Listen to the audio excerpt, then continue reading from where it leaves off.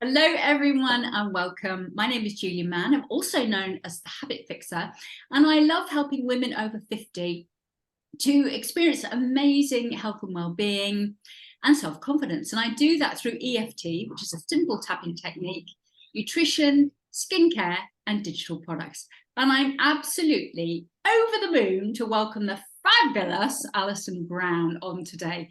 Now, I met Alison many years ago at a networking event. And I was very struck by the way she looked. And I didn't realize at that point that that's exactly what she does. She shows women in their 50s and 60s how to navigate, revitalize, and restyle. And actually, I've been a bit restyled as well with Alison Brown. And I know that she walks her talk and that my wardrobe has been completely transformed as the result of being with this wonderful woman. So I'm going to hand straight over to you, Alison. I believe today you're going to be talking about packing habits. I am. Thank you so much for having me, Jules. What a build-up. I hope I live up to expectations. Anyway, as you're all about creating healthy habits for women in their 50s and 60s, I thought I would come on as we're approaching the holiday season, or we're already in the holiday season for many. I would talk about habits around packing.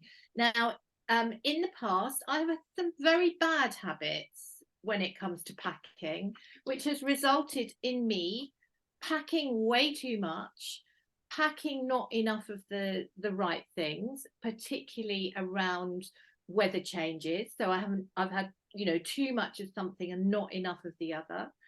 And I've never been able to kind of get the accessories balance right. And I always flip and forget something, or I used to.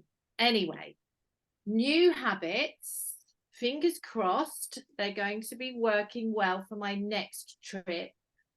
Number one, I've created a comprehensive list of absolutely everything I could possibly need. And I'm not going to need everything for every trip, because obviously it depends what it is and where you're going, whether you're flying, whether you're driving, whatever.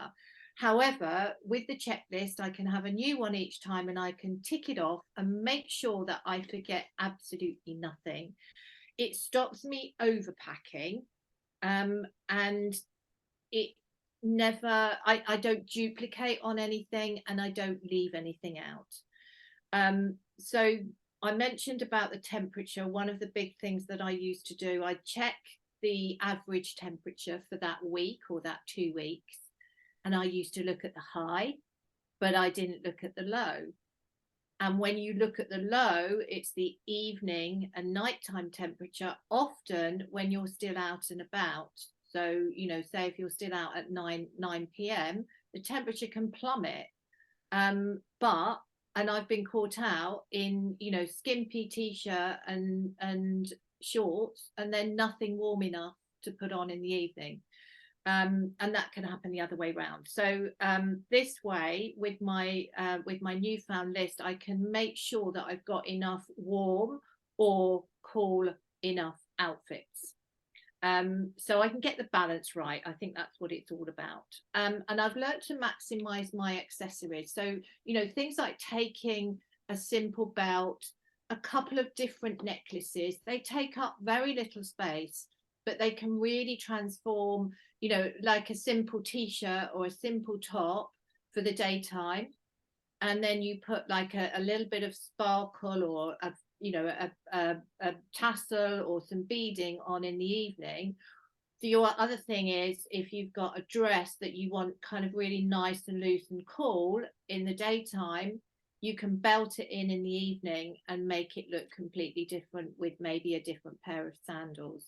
So the accessories, I think, can make a massive difference. I'm just checking my notes here so I don't forget anything. And then finally, what I really do stick to now is a simple color palette. So look at what you've got already that fit loosely into that particular holiday vibe that you're going for, and see what you've got most of to start with, and that could possibly dictate your color palette. And once you start to bring everything into that simple color palette, you know that you're going to get plenty of mixing and matching. So they're my good habits to get into when you're packing, and fingers crossed they'll work for me just as well as they're going to work for you. So thank you so much for having me, Jules. Oh my goodness, they are such good habits. I mean, I've never checked the temperature, let alone the, you know, the high temperature and the low in my life. So that is one really, really useful habit. I mean, really smart thing to do. But I love that you talked about that color palette. And obviously, you know, people can check out more information about you by looking at the links which will be below. But I think even just those few simple things can make a world of difference. And personally, I can find it a very stressful thing packing, actually, because I haven't got a clue mostly what to do. And you know, having those simple pointers really, really make a difference. And I'm looking forward to packing properly the next time I go on holiday. So thank you so much, Alison, for sharing all your wisdom. Well, you are so welcome. Part of your wisdom, because you've got so much. And thank you everyone else for watching. Thank you.